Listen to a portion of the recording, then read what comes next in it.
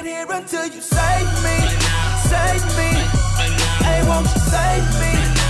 I need you now, I need you now to save me, save me. Hey, won't you save me? You can take it all, you can take it all, save me.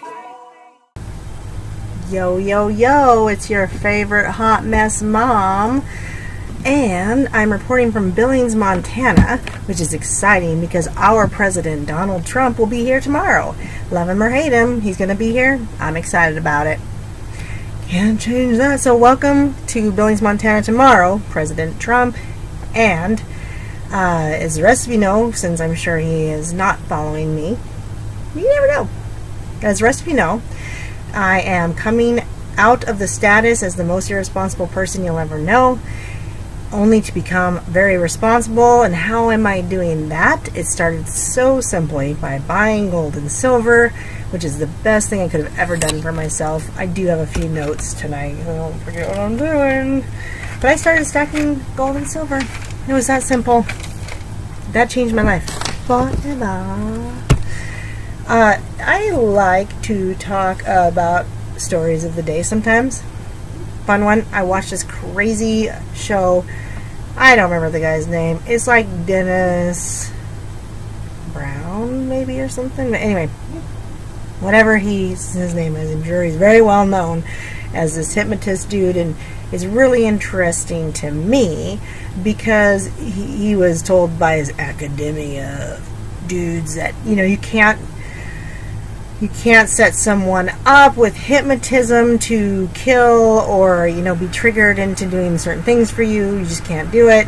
And I found it so interesting that this man was able to, and while he was doing it, he was explaining why what he's doing works, which I liked, because I've always sat there and wondered, why does it take this deep thinking thing where they've got to take a deep breath and then, you know, go into a deep sleep, and it takes a long time, and then all of a sudden it's like sleep, and then they're just asleep, and that's where they lose me. But this one does a good job of explaining that, and I will find it, and it's easy to find, and I know where I got it from, which article, Neon Revolt. So we'll shout out to @NeonRevolt on Gab, which is a new Twitter forum for those of us who get blocked on Twitter on the regular because we're on the right side of things and their unbiased algorithms don't do that. Bull. Anyway, so it made me think of shooters for these like school shootings, and this thing that happened in Charlottesville or whatever a year ago, where some poor kid that has schizophrenia was made to believe he should get in this van and drive it with explosives. Just, no, the FBI is there, look, we caught it, and we're heroes, and yay. And meanwhile, the FBI and DOJ are a bunch of lunatics. Well, not all of them. There's some awesome people working in the FBI and the DOJ. So anyway, though, interesting. It made me think of like false flags, you know, school shootings like that.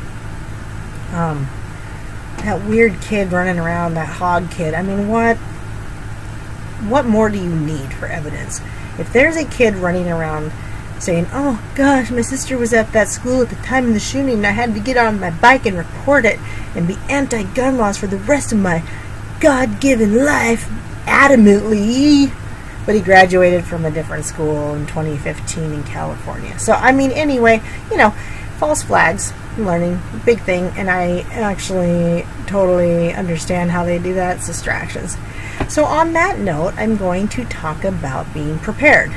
Preparedness. What is the definition of prepared? It is actually very simple. It's to make ready for use. I'm preparing and making something ready for my use. And why should we prepare? Well, there's a number of reasons. We can look at other countries that are collapsing: Venezuela, Argentina, Iran, Turkey, Brazil. I mean, we could name several, right? We could just do this little game of naming these countries that have either crashed and collapsed already or on the deepest possible verge of a crash soon. Or we could just realize that that's happening and be aware and start preparing. How should we prepare? There's a number of ways. I'm going to, lead you to a website that we had the President of the United States put out. He said this is the month of preparedness, which is September, National Preparedness Month. And if our president's going to recommend it, I trust that. Like, we should prepare better. Now, thank the good Lord, I already have been preparing by buying my gold and silver, but this made me want to stack faster. Is Trump selling gold and silver? No. Okay? No. In fact, he said have a proper savings, and I'm saying, what's a proper savings? Gold and silver, not dollars. I'm going to, but anyway, you know, what we can do is we can prepare with money, with gold and silver. We should become self-sustaining. And like I said, the president's telling us. I mean, I don't know what's going to happen. I don't know if something's going to happen. A bunch of things are going to happen. But it's good to know that if the president is saying get things together, you should probably assume he knows that we should do that. So what are POTUS recommendations? I'm going to go through that just a little bit, very simply. Have a family emergency plan. You know, we talk about that when we do fire drills.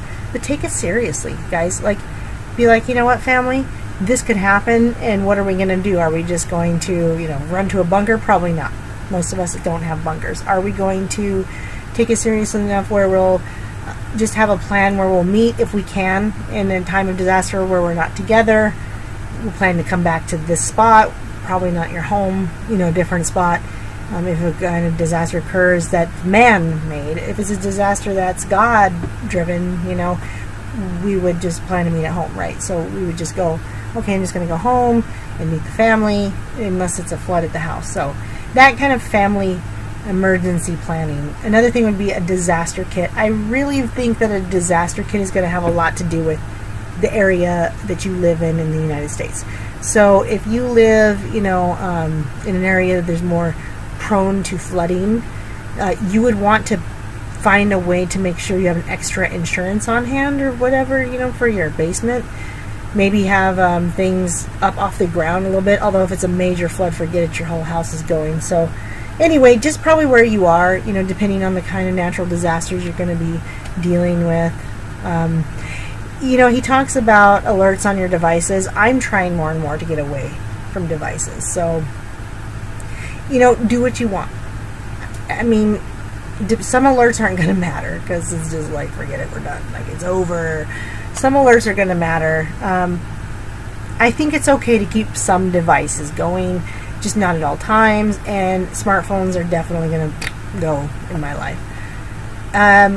But he mentions the emergency savings. Duh. Not in dollars, guys. We know the dollar is going to collapse. So if I've got a big savings in dollars in a bank or some dumb thing like that, what am I going to do with that if a disaster strikes and I need my dollars? I'm not going to go to the bank like, hey, you know, I know we're having a bunch of flooding and you're not even open, but I want my dollars. Okay, how about you don't do that?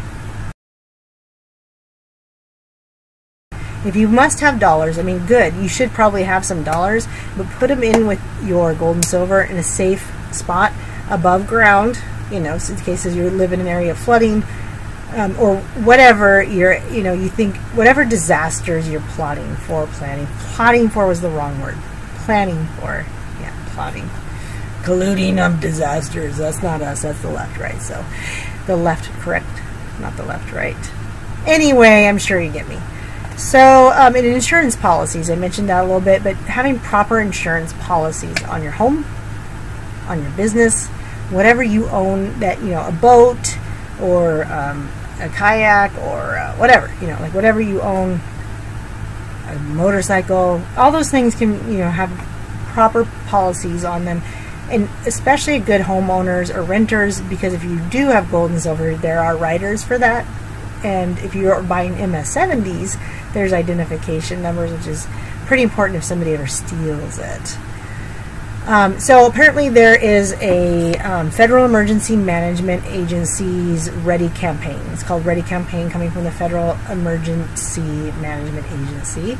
And I'm sure that has a lot more information than I can have. But what's most important that I want to remind you of is that part of this emergency plan is proper savings, which shouldn't just be dollars.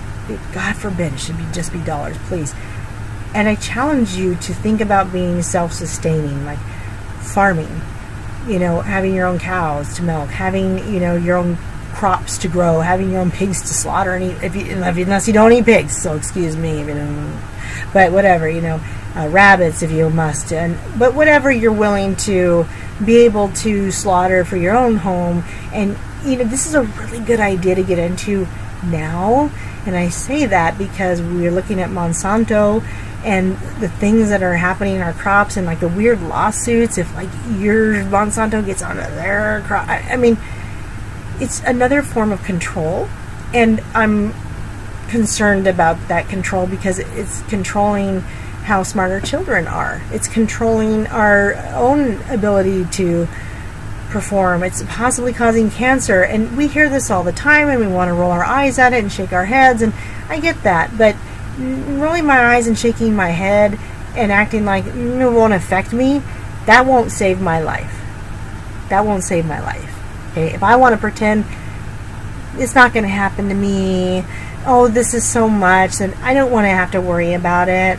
That means you don't give a crap about your future or your children's future, and you should give a huge amount of concern towards that. You should really want to fix that for your family, and I want to fix it, and I want you to fix it, to want to fix it. So I challenge you to want that, to want to learn about that. How can we start farming for ourselves again?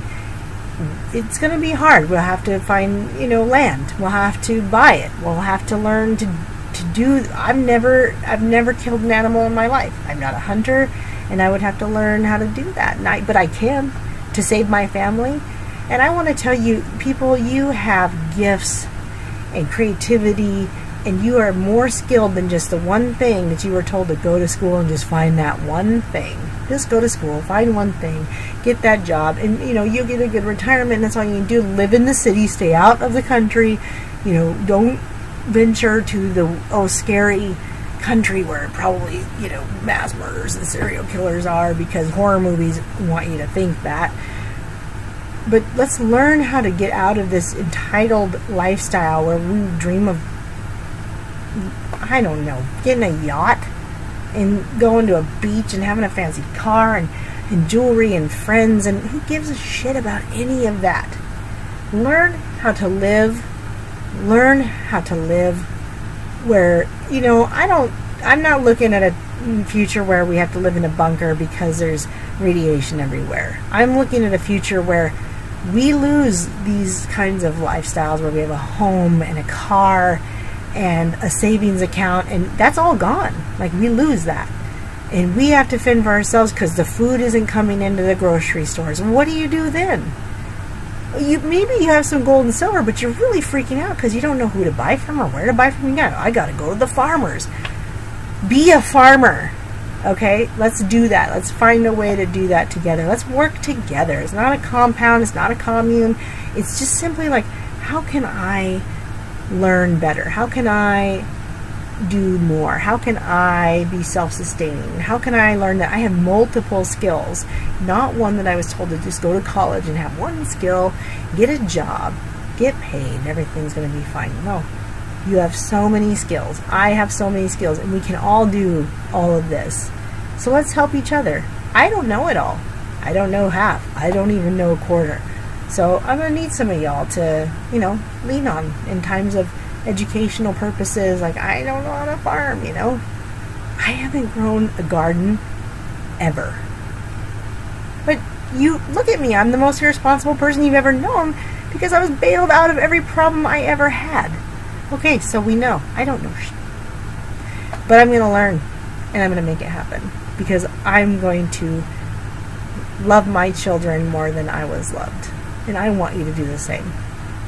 Okay, so that's my challenge. Love the future more than yourself. Can you even picture it? Where would I be without yeah. Said it ain't no me without you. Amen. Lord knows I never could have made it. Amen. All that ratchet had me waiting. Where would I be without you? Said it ain't no me without you. Amen. Who would have thought I'd be right here? Not me, not this, not never. My Lord, my God. I'm a rapper, whatever.